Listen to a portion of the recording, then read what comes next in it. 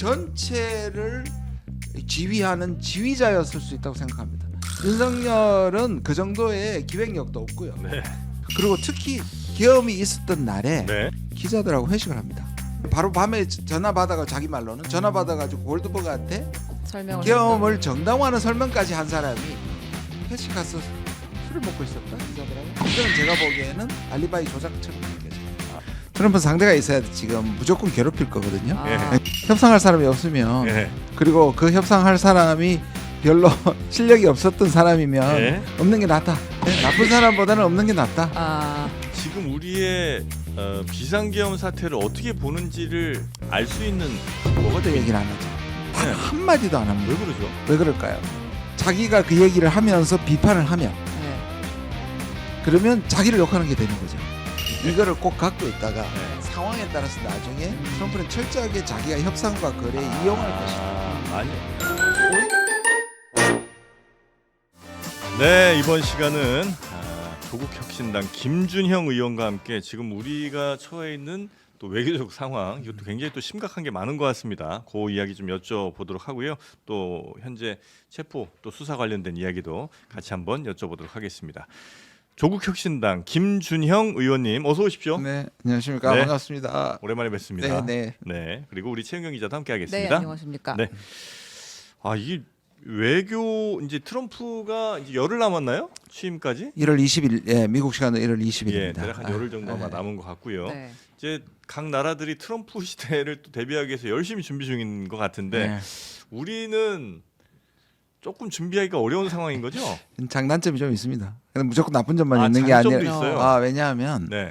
트럼프 상대가 있어야 지금 무조건 괴롭힐 거거든요. 아. 예. 그러니까 시작부터 초기에 그냥 엄청난 압박감을 발표를 하고 행정법안, 법행관세 아. 막 때릴 텐데 우리 좀 없구나. 없어서 협상할 사람이 없으면 예. 그리고 그 협상할 사람이 별로 실력이 없었던 사람이면 예. 없는 게 낫다. 오히려 뒤로 밀리면 다른 아. 나라의 대응을 보고 그 다른 나라들이 이제 막 두드려 네. 맞는 거 봐야 맞고 돼요. 조금 이제 나아질 네. 때쯤 이제 우리는 협상이 시작하면 되니까. 근데 보편관세 같은 거는 이제 보편적으로 때리니까 네. 이건 협상의 대상이 아니라 일방적으로 선언하니까 이거는 예. 우리도 누가 있어도 똑같은 누가 있어도 거고. 똑같은 거고요. 네. 아니 뭐 좋게 생각하면 좋을 수 예, 예, 예. 나쁜 근데- 사람보다는 없는 게 낫다. 아, 알겠습니다. 근데 지금 되게 희한한 상황이 좀 있는 것 같은데 예. 그 미국의 하원 의원 중에 뭐 저는 이제 잘 모르는 사람인데 네. 영김이라고 네. 아마 한국 이름은 김영 씨겠죠? 예, 이분이 미국 하원 의원이고 네. 근데 이 사람이 미국 정치 매체 더 힐에 쓴 기고문이 매우 좀 극우적인 시각에 예, 맞습니다. 맞춰 쓴 것 같은 거예요. 그래서 여기에 대해서 이제 아마 비판 논조도 좀 내신 것 같은데 네. 일단 요 분에 대한 설명 조금 좀 해주시고 아, 예. 이분이 어떤 얘기를 좀 주장하고 계시는지. 사실 기본적으로 네. 우리나라 옛날에 김창준이라는 의원이 있었습니다. 네. 기억나실지 모르겠어요. 김창준. 예, 예. 그 미국의 하원은 네네네네. 최초의 하원은이고 그 이후에 네. 이분하고 그다음 한국계로 미셸 스틸 팍이라는 분이 네. 박 의원이 있고요. 네. 그다음 처음으로 상원 의원 됐던 이번에 또 아. 계시죠. 네네네. 갑자기 생각이 안 아, 나는데 미국 상원에 상원에 있어요. 예, 예. 예. 앤디 킴입니다. 앤디 앤디 킴. 킴, 앤디 예. 킴입니다. 처음으로 상원. 그러니까 진출이 자체는 반가운데 예. 이제 공화당 쪽에 미국은 아무래도 보수적인 성향을 갖고 우리나라의 이제 국민의힘하고 유사하잖아요. 그래서 이분 자체가 뭐 예를 들자면 반중, 비슷하다고 생각 반중, 반북, 아주 강경한 북한. 뭐 그럴 그리고 수 있죠. 예. 그럴 수 있죠. 예. 근데 이제 문제는 뭐냐면 한국의 자기 정치 이념과 다른 한국의 뭐 예를 들어 문재인 정부라든지 이제 민주정부가 등장하면 비판적인 목소리를 냈단 말이에요. 네. 그러나 기본적으로 그럴 수 있는데 좀 조금은 우려가 되는 분이었는데 이번엔 결정적으로 한국의 지금 민주적 절차에 의해서 탄핵을 진행하고 하고 있는 것에 대해서 뭐라고 했냐면 오히려 탄핵을 주도하는 세력이 반헌법적 세력인 것처럼 그 더힐이라는 곳에 공개적으로 이 글을 썼다는 것은 굉장히 큰 문제죠. 그 영향력이 매우 큰가요? 이렇게 하원 의원이 쓰게 되면? 원래 하원 의원은 사실 지역구가 더 중요하고요. 네. 우리가 보면 하원 의원은 그 지역구 미국에 400이 넘으니까요. 그 지역구가 중요하고 그보다 이제 물론 이제 하원에도 외교위원회가 있습니다. 네. 있지만 그렇게 상원보다는 영향력이 적고요. 그러니까 상원은 이제 주로 자기 지역구가 커지고, 네. 그다음에 이제 대통령은 이제 전 나라를 대표하는 거죠. 네. 그렇게 보시면 상대적으로는 사실 외교적 영향력은 적지만 네. 네. 문제는 이것이 상승작용을 일으켜요. 어. 이게 처음이 아닙니다. 예를 들어 문재인 정부나 진보 정부였으면 미국에서 있던 보수적인 사람들이 뭐 의원이든 아니든 거기에 재미 한인이든 또는 그 연구소 싱크탱크에서 네. 큰일 났다 한미동맹 어. 이렇게 문제 제기를 합니다. 아. 그럼 여기에 있는 한국의 보수 신문들이 진짜 큰일 났다. 미국에서 유력 인사가 큰일 났다고 하더라. 아. 그러면 이걸 또 받아가지고 미국에서 다시 또 한국에서도 한국에 큰일 또 났다고 큰일 났다. 한다. 이게 상승작용이면서 아. 네. 좀 흔드는 경향이 꽤 아. 있습니다. 네. 근데 이번에는 하원 의원이니까 네. 오히려 더 그리고 그의 주장이 네. 지금 태극기 세력의 주장하고는 너무 비슷하기 때문에 그래요? 네. 정확히 그래서- 어떤 주장을 하고 있는 건가요, 이 사람은? 그러니까 지금 이제 윤석열 대통령이 했던 비상기업 상황이 네. 틀리지 않은 거고 오히려 내란 사태를 옹호하는 거 첫째 옹호하는 옹호한다. 거 예. 네. 잘했다는 것이고 예. 그다음 그렇게 만든 것은 이 탄핵 국면을 선동하는 세력이 오히려 문제고 그 한미 지금의- 동맹을 약화시킬 것이다. 지금 이 이제 세력이 야당들. 잡으면 아. 그러니까 미국에는 어쨌든 수많은 나라와 이제 연관된 여러 사람의 하원 의원이 있을 텐데 네. 그 중에 한국과 관련된 사람이 뭐 2명 내지는 뭐 3명 정도라고 친다면 네. 그 사람이 하는 얘기가 어쩌면 미국 사람들이 생각할 때는 한국의 그냥 이야기로 대표될 것처럼 느껴질 수도 있잖아요. 느껴질 수 있죠. 다행히 예. 얼마 전에 브래드 셔먼이란 네, 예. 하원 의원. 기억나시죠? 네. 이분은 15선입니다. 음. 영키면 3선이고요. 30년 15선. 근데 2년씩이니까. 2년씩이니까 네. 사실은 우리나라 같으면 한 7, 8선 정도 네, 네. 되는 네. 거죠. 굉장히 오래. 15선인 분인데 네. 이분은 민주당 출신이긴 하지만 그때 계엄령이 민주주의에 대한 위협이다. 네. 네. 라고 얘기한 거 완전히 대조가 되는 거죠. 아. 근데 이 영킴의 원래 그 출신 성분은 뭐예요? 이분은 왜 이런 생각을 가지게 된 거예요? 저도 뭐 개인적인 출신성은 잘 모르겠는데, 네. 그러니까 캘리포니아 원래 전체적으로는 민주당이 앞서가는 그렇죠. 곳입니다. 네. 그런데 몇몇 이렇게 부자 지역들이 아. 있습니다. 이 미셸 스틸 파크도 캘리포니아의 캘리포니아예요. 부자 지역에. 아. 그 캘리포니아를 배경으로 해서 음. 했는데 이분이 기본적으로 공화당 분들은 이제 우리가 갖고 있는 아까 말씀드린 국민의힘처럼 네. 반북, 네. 반중, 음. 그다음에 이런 방식으로 동맹에 대한 이제 절대적 그걸 요구하는 사람이니까. 아. 종교적 베이스도 좀 이렇게 기독교 이쪽으로 그렇죠, 좀 기독교 많이 쪽입니다. 돼 네, 있는 그런 걸로 분이고. 알고 있습니다. 네. 네. 근데 여기서 이제 전광훈 목사가 이 얘기를 이 바로 사람 이제- 이야기를 이름을 얘기했잖아요. 그러니까 이건 2023년 아마 버전인 것 예, 같은데. 2013년 봄이라고 알고 있습니다. 네, 이 영김 의원을 설득해서 미국 네. 의회에서 한반도 평화 법안을 내가 막았다. 이제 이렇게 네. 주장을 했던 기사들이 조금 있어요. 그 현지에서 나온 것들이. 네. 뭐 정가원 목사가 그때 뭐라고 했냐면 네. 자기는 미국의 상하원 의원을 많이 알고 있다. 아, 그 사람들을 다 만나서 자기가 다 설득시켰다. 한국의 아. 소위 말하는 이 친북 세력, 그다음에 그때 당시에는 문재인이었으니까 네. 문재인 정부에 대한 이제 비판과 함께 네. 이제 이런 것들을 얘기를 하고 그다음에 뭘 얘기했냐면 문재인 대통령이 300만 불씩 상하원 의원한테 돈을 돌려가지고 매수하려 했다는 일종의 폭로 비슷한 걸 했고요. 아. 300만 불을 예, 돌려요? 300만 불을 상하원 의원들한테 뇌물을 먹였다는 것도 그 당시에 이제 미국에 가서 애난데이라는 곳은 뭐냐면 워싱턴 지역에 있는 한인촌입니다. 네, 네. 네. 거기에서 이제 모아서 얘기를 했고 자기가 했던 주요 활동을 소개하면서 영킴을 얘기해요. 네. 그러니까 이제 이 시점이 헷갈릴 수 있는데 네. 문재인 정부 때가 그때는 아니고 2023년이잖아요. 죄송합니다. 그러니까 그 앞에 네. 2021년에 이 법안이 한번 한반도 했습니다. 평화 법안이 한 번 맞아요. 제출이 됐다가 맞습니다. 그게 예. 통과가 안 된 상황이었고 네. 다시 재발의를 해가지고 이 네. 법안이 있었는데 이제 그때 전광훈 씨 주장은 2023년 초에 가가지고 미국을 한 바퀴 돌면서 맞습니다. 이 주장을 한 거예요. 본인이 과거에 어떻게 이걸 막았는지. 막았는지. 예, 예. 아, 실제로 이게 근거 조금이라도 있는 얘기 아니면 그냥 허황된 얘기예요. 뭐 허황된 얘기와 저는 근거 있는 얘기가 섞여 있을 텐데요. 네. 그러니까 돈을 줬다는 건 허황된 얘기고요. 그렇겠죠. 그렇게 되면 그거는 뭐 외교적으로 말이 안 되는 네, 문제이기 네, 네, 때문에요. 근데 이제 평화법원을 먼저 설명드려야 되는데 네. 이게 왜 문제가 되냐면 기억나실 텐데 2018년 19년에 주요 이슈 중에 한반도 평화 프로세스의 주요 이슈 중에 하나가 종전선언이죠. 네, 네. 종전선언. 이 종전선언을 찬성하느냐 안 하느냐에 대해서 굉장히 큰 이슈가 됐습니다. 찬성하면 어떻게 되고 그러니까 네. 정확하게 말씀드리면 이 비핵화와 종전선언이 같이 가야 된다는 거였는데 예. 이거를 보수나 정광훈은 뭐냐고 얘기하냐면 북한이 핵을 가지고 있는 것에 굴복하고 비핵화를 전제하지 않은, 그러니까 비핵화는 핵무기를 가진 채로 이 종전선언을 하면 미군 철수를 한다는 그 논리로 아. 연결시키는 겁니다.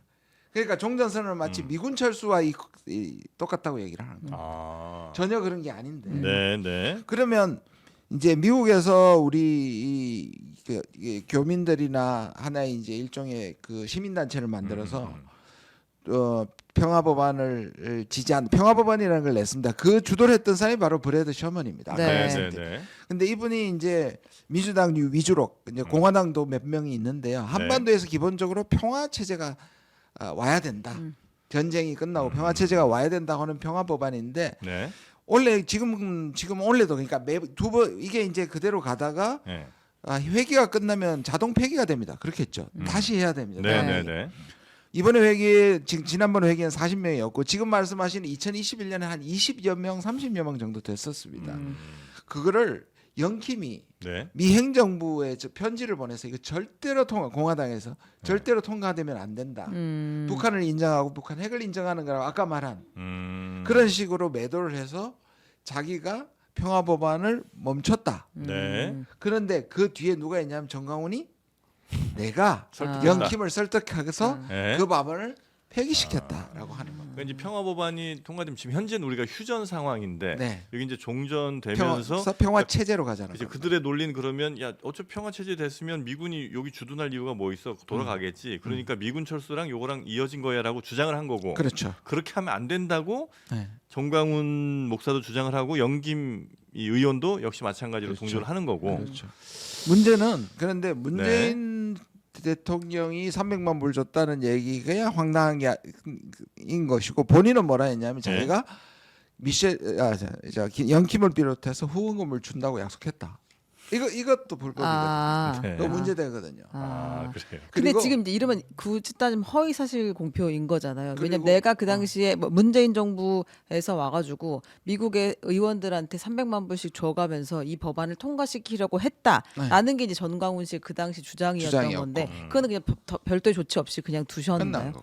그냥 예, 그거는 이제 거의 만약 그렇게 됐다면 네. 그게 근거를 늘 정광훈 목사가 하는 건 뭐냐면 폭로하는데 근거가 없잖아요. 근데 그 뭐 법적 대응을 하거나 이제 그런 이런 건 일 없었습니다. 없었어요. 그냥 없었고 넘어갔고. 반대로 자기는 본인은 영김 씨를 비롯해 사실 자기는 한 상하원에서 많은 사람들을 설득시켜서 했는데 네.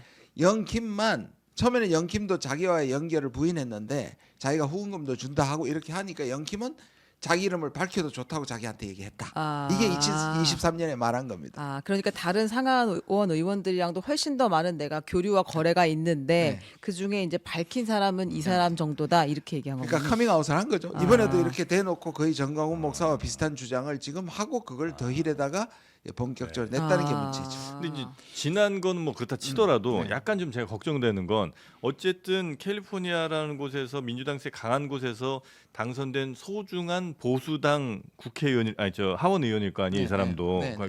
트럼프 입장에서 봤을 때. 삼선입니다. 네. 그리고 한국에 저 한국통 누구 있어? 당내에서 찾아보면 뭐 몇 명 없잖아요. 두세 명밖에. 그러면 영킴 얘기를 한국과 관련된 이야기에 있어서 이 사람 얘기를 들을 가능성이 높잖아요. 그렇죠. 그러면 우리의 외교는 이 사람에 의해서 많이 좌우 내지는 이 사람에 의해서 많이 영향을 받을 가능성이 좀 큰 것 같은데 그러면 이 사람의 생각, 이 사람이 갖고 있는 그런 조금은 극단적인 생각들이 이 트럼프가 우리에게 강요를 하거나 이럴 가능성이 좀 높은 거 아닙니까? 그렇죠. 정확하게 보셨습니다. 매우- 그리고 예. 지금 국민의힘에서도 바로 이거 신동욱 대변인 이걸 네. 받아가지고 예? 지금 말씀하신 것처럼 미국의 유력한 한인 정치가의 말을 귀 기울여야 된다. 그렇게 지금 서로 아까 말씀드린 서로 예? 지금 이걸 네. 키우고 있어서 그래서 제가 이걸 끊기 위해서 사실은 네. 기자회견을 제가 자처해서 한 겁니다. 큰일 아니 아니에요? 근데 이제 전광훈 목사가 실제로 이 사람이 지금 트럼프 취임식에 자기 초청받았다고 주장하고 네. 있잖아요. 그건 맞는 건가요? 이게 원래 제가 이건 꼭 말씀드리고 싶습니다. 네. 미국의 취임식에 초청받는다는 거는 네. 거의 의미가 없습니다. 그리고 외국 정치 우리나라는 이제 외국의 원수들을 부르잖아요. 네. 네. 미국은 철저하게 국내용입니다. 아. 그래서 선거에 공헌했던 사람들, 당 사람들, 의원들, 주지사들 이런 사람들한테 티켓을 줘요. 네. 그럼 그 티켓을 가지고 평소에 고마웠던 사람들한테 아. 참여시키는 것이고 네. 그게 수천 좌석이 있어요. 저기 뭐 보이지 않은 쪽까지 이렇게 아. 좌석을 마련해요. 아. 초청이 아니고 그 티켓은 사실 또 정치연금으로 돈으로 사는 경우가 되게 많아요. 네네. 그럼 뭐냐면 여기에는 그래서 외국에 뭐 대사들은 거기 있으니까 올 수 있어. 대사관에도 몇 장은 주겠죠. 네. 우리나라에 지금 의원들이 간다는 것도 저는 그래서 안 갑니다. 오라 그러지도 않지만 아. 그게 가는 게 네. 큰 의미가 없어요. 아. 그러니까 지금 우리 자기는 초청받았다. 아니요.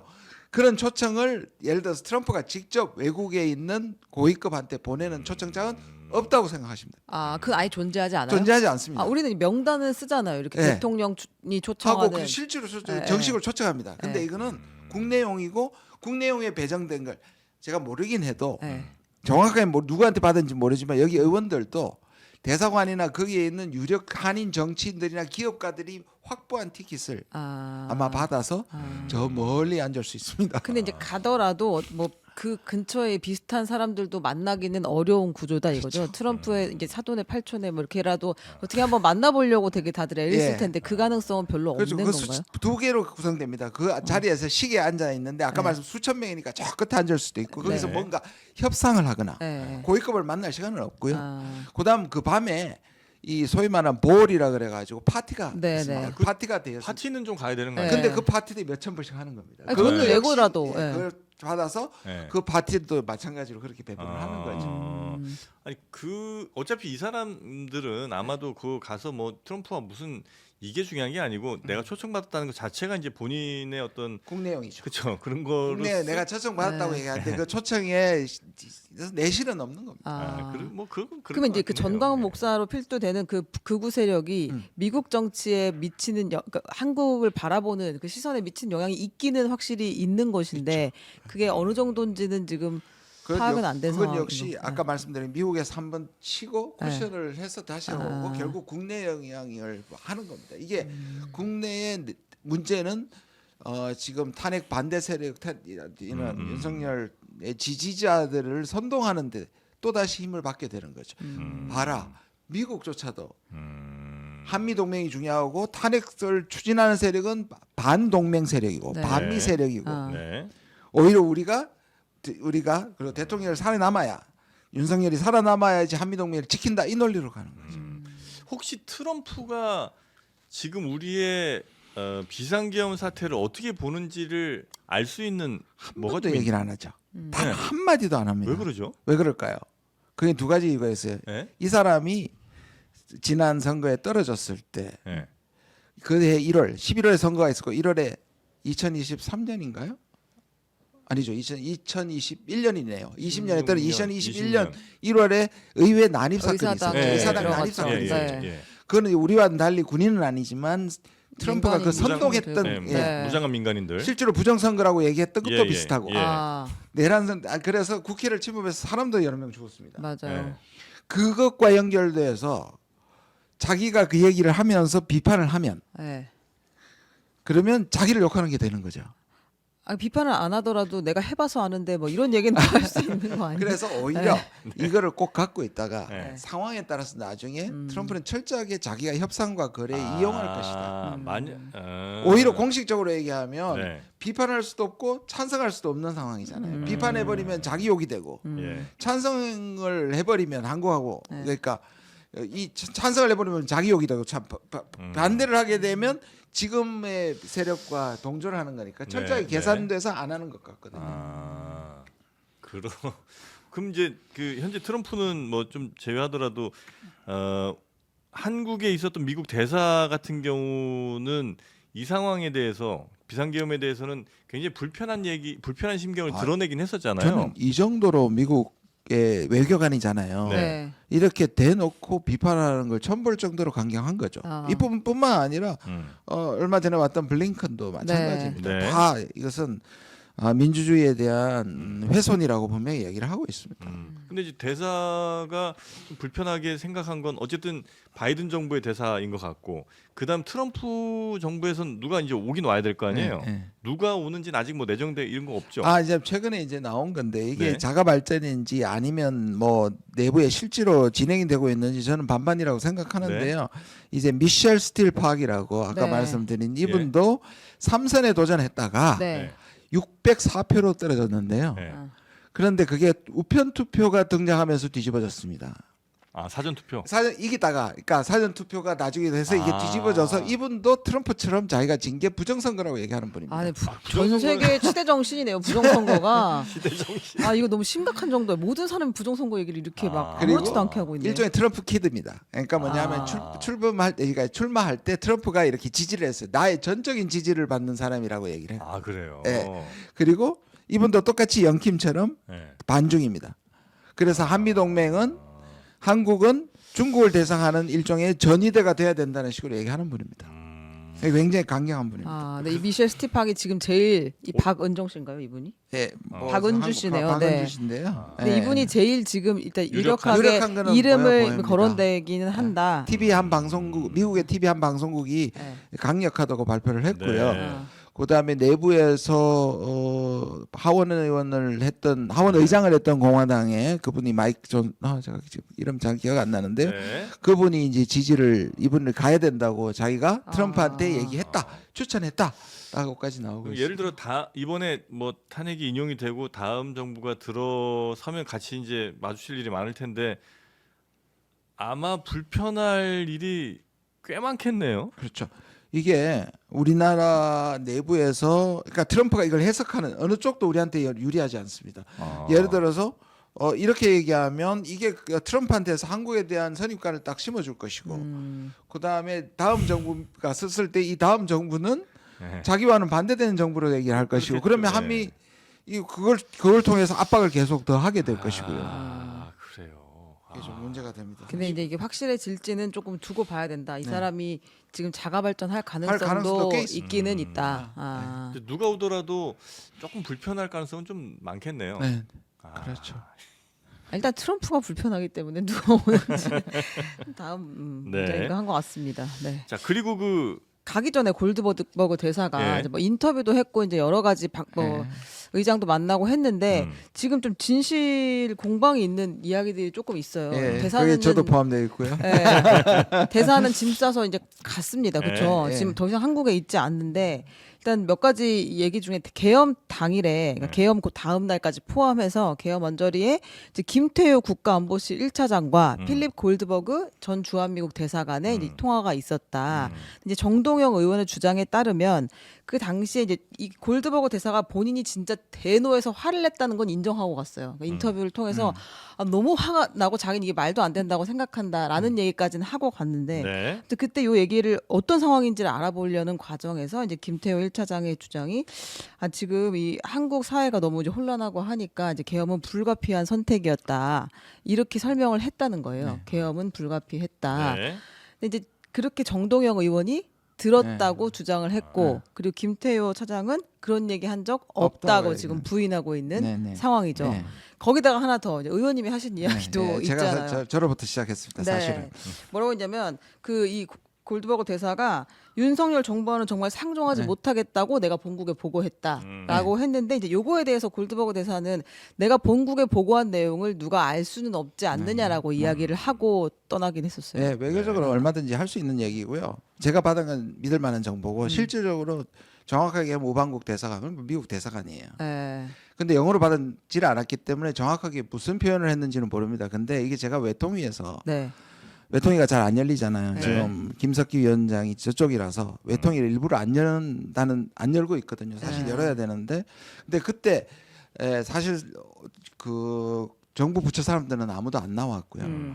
그다음에 여당 의원들도 안 나온 상황에서 제가 의사진행반으로 그 얘기를 했습니다. 왜냐하면 네. 해야 될 것 같아가지고 제가 들은 거는 뭐냐면 다 전화했다. 그러니까 국정원, 네. 안보실, 네. 외교장관 아무도 전화 안 받더라. 그래서 미국의 본국에 보고할 이 사람들 상종할 사람. 제가 그때 한 얘기도 그때도 이 얘기했어요. 아, 내용이 중요한 게 아니잖아요. 전화를 안 받았던 게 훨씬 더 중요한 네네. 거예요. 네. 이거는 우리 지금 조 대표님이 그 현안 질문 때도 외교장관이 전화 안 받은 거 맞다고 확인해줬습니다. 네, 조태열 외교부 예. 장관이 맞아요. 이거는 확인이 됐습니다. 골드버거도 이임 전에 얘기했잖아요. 지금. 네. 전화 안 받았다는 받았다. 거는 팩트다, 그죠? 예, 예. 그런데 제가 말한 건 잘못이다 그러잖아요. 근데 전화를 안 받았는데 저쪽에서 그러면 미국 대사가 아 얘들 원래 전화 받고 착한데 오늘은 안 받네 하고 상황이 좀 그랬나 봐요. 아, 이렇게. 상황이 그랬나 미국에 그렇게 보고한다면 그게 왜곡 보도죠. 아. 그러니까 표현이 중요한 게 아니라 미국한테는 화나서 한국 정부를 비판하는 보고를 하는 게 맞죠. 아, 네. 그래서 저는 이 표현을 안 했다는 것은 네. maybe 안 했을 수도 있죠. 그러니까 그건 자기가 나한테 했든 안 했든 그건 거짓말이라고. 네. 근데 이 정황상 나쁜 보고를 했을 거고요. 예, 예. 근데 김태호가 그날 이게 해명도 지금 좀 달라요. 제가 발견한 건데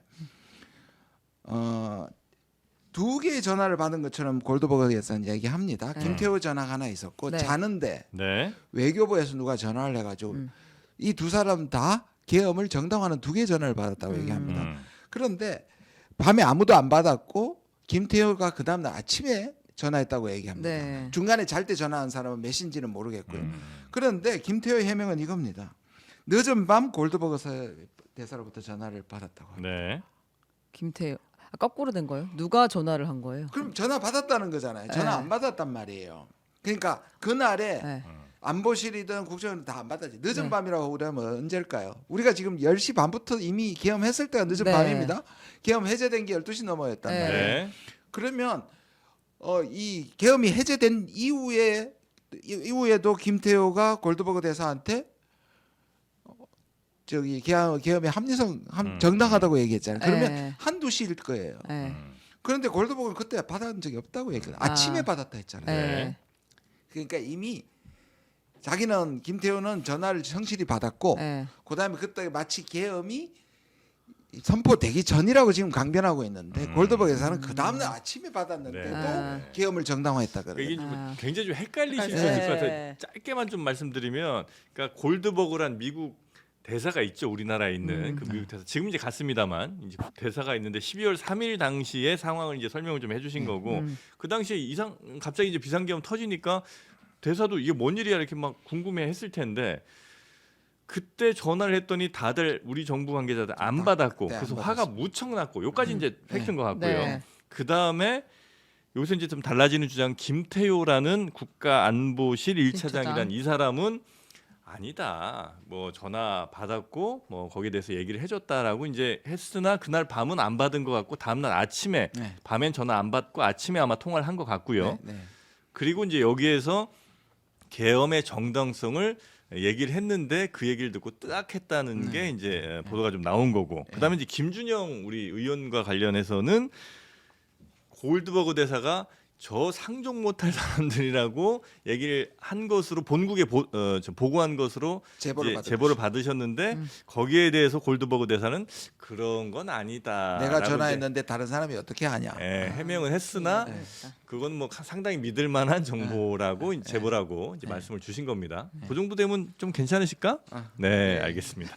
왜냐면 이제 여러 의견들이 나와서 맞아요. 네. 김태호 차장이 그날 무엇을 했는가에 대한 의심이 이제 계속 있어가지고. 그러니까 지금 우리가 다 전체에서 보면 김태호 안보실 1차장은 대통령과 지금까지 늘 같이 했고요. 네. 그 상관이라고 해서 할 수 있는 안보실장은 네 사람이었어요. 네, 다. 그래서 늘 황태자다. 실제로 한국의 외교와 윤석열을 움직이는 것은 김태호라는 게 우리나라 사람들은 다 알고 있을 정도고. 그다음에 세종연구소에서 자기가 무슨 발언을 했냐면 미국 선거 직전입니다. 네. 해리스가 될 건데 비공개를 전제를 했지만 아, 공개됐죠. 네네네. 그러나 해리스가 되면 자기가 가르치겠다. 예. 바이든 쪽에는 자기 제대로 모른다 한국에 대해서 자기가 다 한 수 가르쳐 주겠다는 식으로 얘기했던 사실이 있어요. 예. 뭐냐면 전체를 관장하는 일종의 지휘자였다고 저는 보거든요. 김태호가. 용산을 지휘하는 아니 한국 외교와 한국 외교를 특히 외교부조차도 아. 국정원조차도 왜 국정원을 또 이 뭐냐면 우크라이나 때 예. 우크라이나에서 홍장원 1차장이. 1차장과 본인이 우크라이나 파병에 대해서 주도했단 말이에요. 예. 제가 그걸 폭로했을 때 처음에 아니라고 했다 나중에 결국 인정했습니다. 예. 그러니까 이분이 전체를 지휘하는 지휘자였을 수 있다고 생각합니다. 윤석열은 그 정도의 기획력도 없고요. 네. 이 전체를 기획했던 사람인데 이상하게 여기만 빠져 있어요. 그게 왜 그럴까? 그리고 특히 계엄이 있었던 날에 네. 기자들하고 회식을 합니다. 네.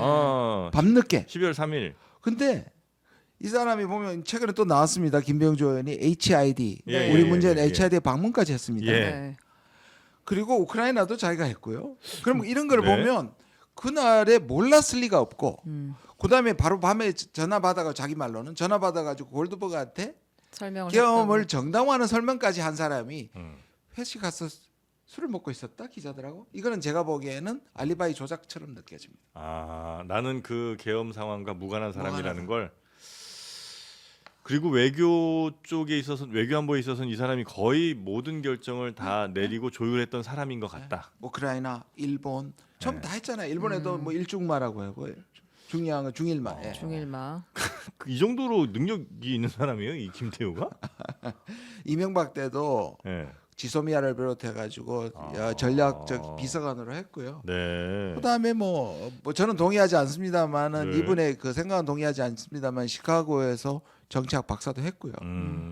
기본적으로 또 그때 네. 이명박 정부에서 나올 때 네. 이분이 비밀 서류를 다 갖고 나와가지고 실제로 실형 선고를 받았습니다. 그거를 네, 네, 네, 네. 지금 윤석열이 그것을 이제 사면했었죠.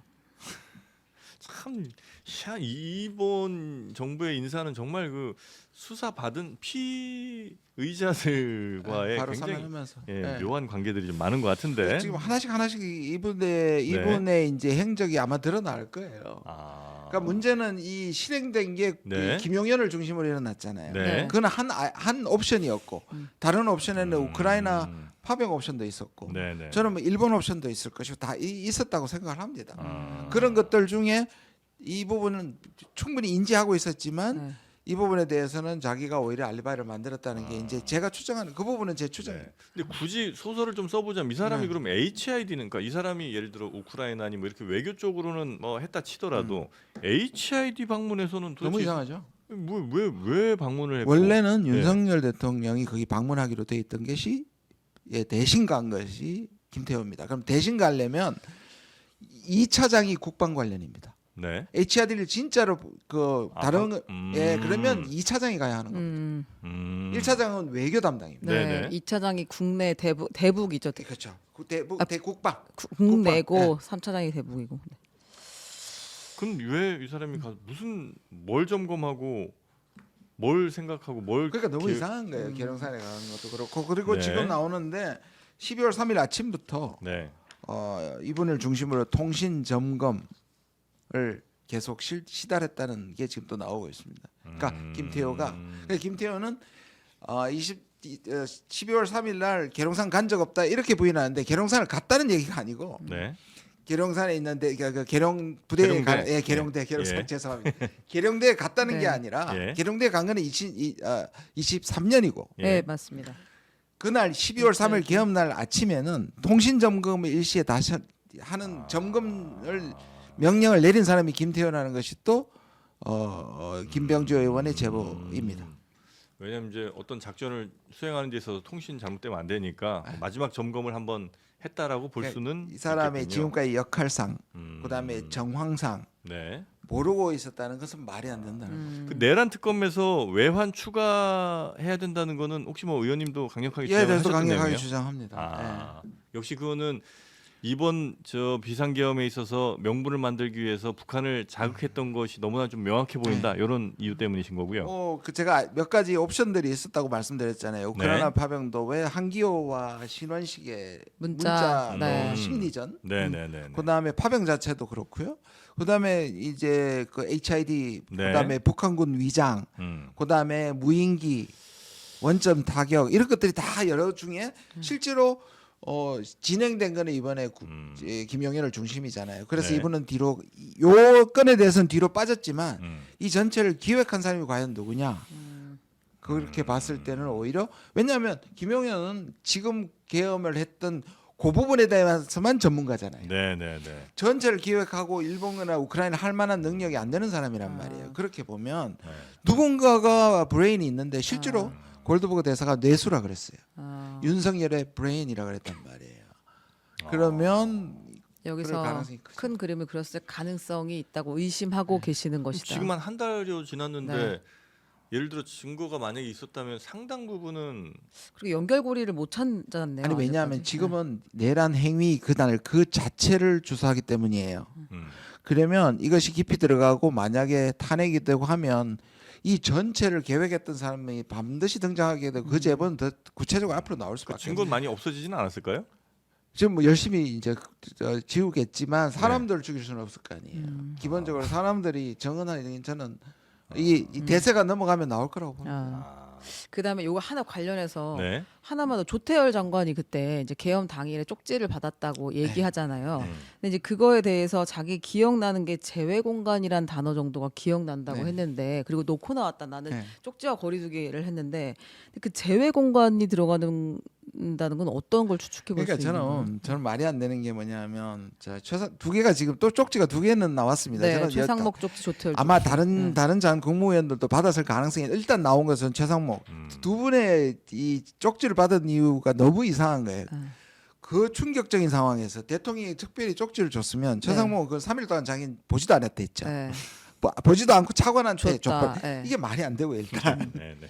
거기에 뭐가 있었냐면 국회 해산시키고 또 다른 일종의 국회를 만들기 비상 위한 입법기구 비상 같은 거. 입법기구를 만들라고 했고요. 네. 그다음에 예산을 이제 조태열 확보해라. 장관한테 준 게 뭐냐면 이렇게 얘기했어요. 너무 충격적이어서 자기가 받았는데 네. 보니까 서너 줄밖에 안 돼 있고 통상적이었던 거다. 이 앞뒤가 맞습니까? 아, 충격적인 상황에서 대통령이 줬는데 서너 줄이었다. 아. 그런데 서너 줄인데 하나도 기억이 안 나고 재외 제외 공간이라는 공간이라는 단어만 것만 기억이 기억난다. 났다. 그러면 유추해 보면 이건 거의 거짓말이고요. 네. 뭐냐면 뭘 하겠어요. 지금 그 이후에 지금 이 상황을 보면 이거는 한국에 나와 있는 공간이나 또는 외국에 가 있는 우리 공간들에게 계엄을 알려라. 합리화하라. 아. 설득하라는 명령이 주어졌을 가능성이 매우 많습니다. 아. 안 그렇겠어요? 특별히 줬을 불가피하다다는 것을 제대로 알려라. 계엄을 정당화하는 이렇게. 논리를 줬을 텐데 제 생각에는 아마 그 문안도 줬을 거라고 생각하는데요. 기억을 못 한다니까. 친절하네요. 그런데 너무 신기한 거는 뭐냐면 바로 이틀 후에 네. 무슨 사건이 났냐면 유창호 부대변인 외교부 부대변인입니다. 아, 네, 이분이 한 달 전에 용산에서 외교부로 온 사람입니다. 네. 네. 그 사람이 자기가 아는 외신 기자들한테 맞아요. 계엄을 정당화하는 아. 서신을 돌렸습니다. 네, 네. 네, 네, 네. 그러면 우리가 여기서 유추해 볼 수 있는 것은 조 장관의 말을 믿으면 자기는 쪽지를 두고 왔다잖아요. 네. 감당이 안 되니까 일부러 두고 왔을 가능성이 있고 아, 네. 그거를 한 달 전까지만도 용산에 있었던 충성스러운 유 대변인이 네. 임의로 부렸다. 아, 그 쪽지에 이 내용이 들어 있었을 가능성도 있다고 있겠네요. 추측해 볼 수 있겠네요. 계엄이 정당하다. 그래서 지금 자체 징계를 한다고 하는데 네. 강조하는 게 뭐냐? 순전히 개인적인 일탈이었다고 지금 몰고 가고 있습니다. 그렇군요. 근데 그 피지였죠. 그때 그 명확하게 프레스 가이드가 나간 거 아니었어요? 프레스 가이드 형태인데 프레스 가이드로 안 하고, 안 하고 그냥 그러니까 아는 공식 경로가 기자들한테? 막혀서 아. 자기가 아는 라인으로 돌렸다는 아. 겁니다. 하여튼 뭐 이건 저 시간이 조금 더 지나고 수사가 좀 더 진척이 되면 당시 상황에서 이 김태호라는 사람이 무슨 역할을 했는지에 대해서 좀 더 드러날 수는 있겠군요. 네? 지금까지 꼭꼭 숨어 있었는데 이제 하나씩 머리카락이나 이제 발꼬락이 보이는 겁니다. 요즘 김태호 차장은 잘 정상 출근하고 있나요? 출근하고 출근하겠죠, 아, 당연히. 그래요? 네. 뭐 제가 듣기로는 일단 외교 쪽은 원래가 위상이 네. 외교부하고 네. 안보가 있잖아요. 네. 아까 말씀드린 이 1차장은 외교를 주관합니다. 네. 내부에서. 그러면 이 둘 중에 그럼 조태열 장관이 그러면 이 전체를 하느냐 보다는 지금까지 예를 보면 오히려 김태호가 여전히 장악할 가능성이 있고 그다음에 최상목과 정진석 비서실장의 관계를 보면 네. 그 여러 장면에서 나오지만 거의 어깨 두드리는 수준이거든요. 네. 그렇게 보면 오히려 국내는 정진석, 그 다음에 외교는 김태호가 관장하고 있을 가능성이 매우 크다고 저는 봅니다. 뭐 당연한 건지 모르겠는데 각 부처의 장관들보다는 확실히 대통령실에 있는 사람들이 확실히 더 힘이 있는 것 같아요. 원래는 네. 이걸 만들 때는 뭐냐면 네. 부처 간의 이견을 조율하기 위해서 부처에서 보내서 네. 부처의 명령을 또는 부처의 의견을 대통령한테 네. 올리는 구조였는데 음. 이게 대통령 가까이 있는 권력이 원래 세지기 마련인데 네. 이건 미국도 그래요. 네, 네. 이게 커져서 오히려 관장하는 맞아요. 부처를 관장하는 방식 이것도 사실 바람직한 건 아니에요. 근데 역대 안 그런 정부가 없었어요. 작게 시작해서 이게 네. 끝날 때쯤 되면 진짜 대통령실이 비대해졌어 항상. 미국도 마찬가지예요. 미국도 안보실이 국가안보실이 오히려 네. 예, 저기 국무장관보다 더 셀 때가 훨씬 많습니다. 알겠습니다. 자, 우리 김진영 의원님과 함께 시간이 또 많이 지나긴 했는데 네. 끝으로 저 요즘 당 저 사정 하나 좀 여쭤보고 마무리하겠습니다. 조국 전 대표가 영치금으로 커피차를 보냈습니까? 예, 예. 이건 뭐 어떻게 된 거예요? 아니요. 응원하는 의미로? 예, 워낙에 이제 안타까워하시는 분들 지지자들이 네. 엄청나게 영치금을 했나 아, 봐요. 그래요? 그러니까 이미 잘 먹고 있고 건강한데 네. 나한테 쓰기보다는 다들 고생하시는 분들한테 그래 영치금을 기부한 겁니다. 그래요. 영치금을 진짜 그냥 막 입금을 하나요? 돈으로 보내요? 저도 잘 모르겠어요 그 과정을. 영치금이 어떻게 들어가? 저도 그러니까 안 아마 들어가봐서. 바로 보내는 분보다는 아마 그거를 영치금으로 쓰라고 아마 당 쪽에 당에다가 오는 보내는 걸 거다. 겁니다. 네, 그래요. 요즘 어떻게 당 분위기는 저 예, 뭐 괜찮습니까? 버텨야죠. 한국이 버티는 것처럼 저희 당도 버텨야죠. 예. 그래요. 워낙에 근데 그 자기 분야의 전문가들이 많아서 예. 뭐 할 일들을 하고 있습니다. 예. 알겠습니다. 자, 또 우리 김진영 의원님도 워낙 뭐 외교의 쪽으로 또 전문가시니까 네. 뭐 그 분야에 대한 끊임없는 연구와 또 국정 활동 계속해서 기대하겠고요. 네, 다음 기회에 또 뵙도록 하겠습니다. 오늘 대단히 감사합니다. 네, 감사합니다. 네, 고맙습니다.